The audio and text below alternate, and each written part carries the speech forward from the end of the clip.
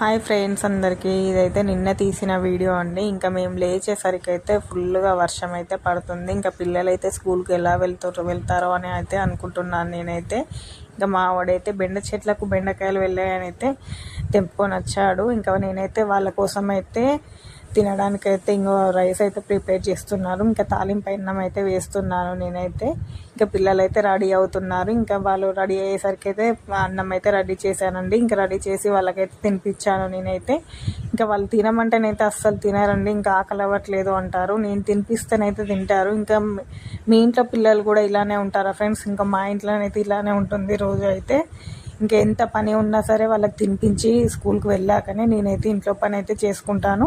ఇంకా తినిపించి అయితే వాళ్ళని అయితే స్కూల్కి అయితే పంపించానండి. ఇంకా వర్షం అయితే కొంచెం అయితే తగ్గింది. ఇంకా పొద్దున పిల్లలు స్కూల్కి వెళ్ళే టైంకి వర్షం పడితే చాలా ఇబ్బంది పడతారు కదండి అందరూ అయితే.